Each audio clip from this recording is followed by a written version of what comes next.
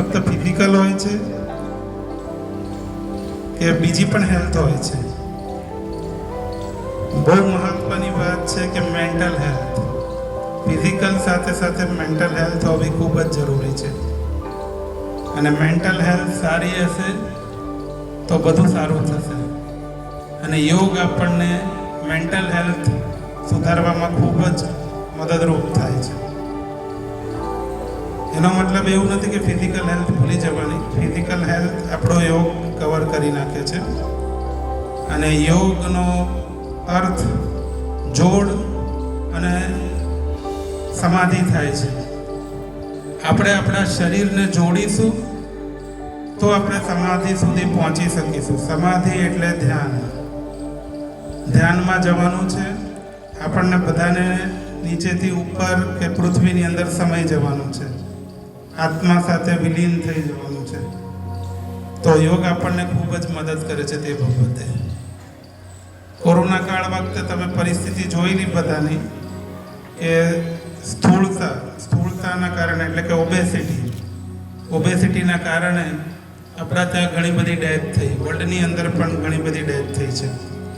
હું પોતે પણ ઓબેસ છું. પણ એવું નથી કે ઓબેસિટીનું સોલ્યુશન નથી. ઓબેસિટીનું સોલ્યુશન યોગમાં જ છે.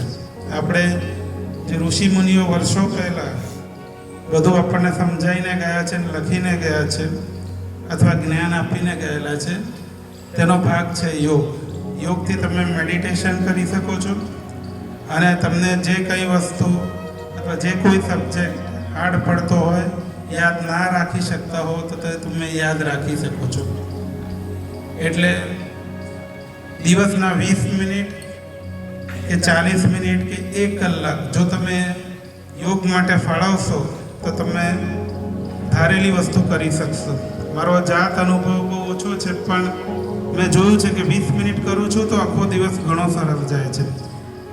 આજે અહીંના સ્ટાફ મેમ્બરોએ, ઇન્સ્ટ્રક્ટરોએ જે કંઈ અમને શીખવાડ્યું છે એમાં ખૂબ જ મજા આવી. 15-20 મિનિટ કે અડધો કલાકનો સેશન હતો, પણ જે શરીર ઘણા ટાઈમથી વળ્યું નહોતું તે આજે વળ્યું છે અને એને આવી રીતના વાળતા રહીશું. અને તમે પણ બધા વિદ્યાર્થીઓ એ પ્રમાણે કરતા રહેશો, યોગ કરતા રહેશો પોતાની રોજબરોજની લાઈફની અંદર.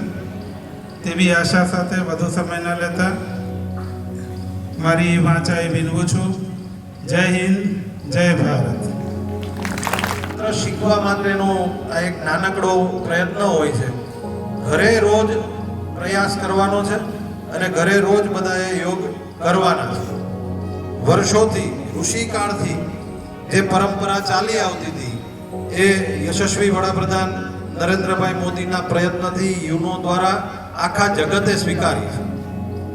તો આપણો એક વિચાર છે કે જે જગતે સ્વીકારેલો છે એને આપણી પેઢી, આપણે બધા જો ભૂલી જઈશું તો એનો લાભ આપણને નહીં મળે.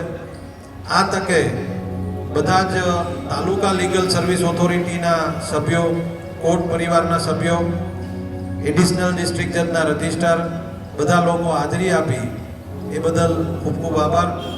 મહેમાનોને વિનંતી કે મેનેજમેન્ટ રૂમમાં પધારે, કાર્યક્રમ અત્રે પૂરો જાહેર કરીએ. મહેમાનો જ આવી જાય પછી બાળકો પોતપોતાના ક્લાસમાં જશે.